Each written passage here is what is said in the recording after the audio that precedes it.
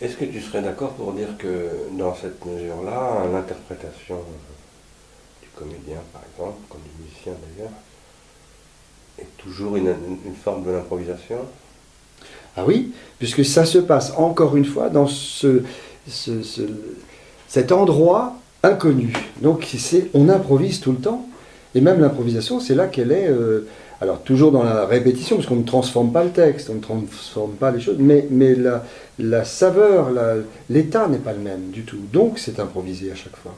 Et il suffit qu'un auditoire soit plus attentif, que l'écho, parce qu'il s'agit de l'écho, hein, que l'on envoie ne soit pas le même chez celui qui reçoit. La salle n'est jamais la même d'un soir à l'autre, on l'a dit.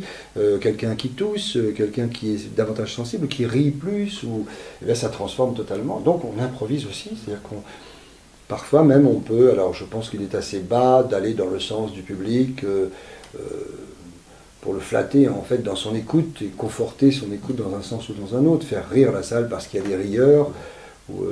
Mais on ressent un sentiment très différent d'une salle à l'autre, et notamment sur le cadre de l'émotion. C'est-à-dire qu'il y a parfois des qualités de silence qui d'un coup font qu'on sent des gorges qui se serrent, on sent une tension chez le public, et c'est là que l'acteur doit être très attentif, puisque le projet, c'est bien, si c'est bien la volonté de l'auteur, de faire entendre l'histoire encore plus, et de toucher encore plus, voilà, celui qui reçoit, mais en aucun cas se noyer dans le sentiment, qui serait le sentimentalisme ou la sensiblerie, par exemple.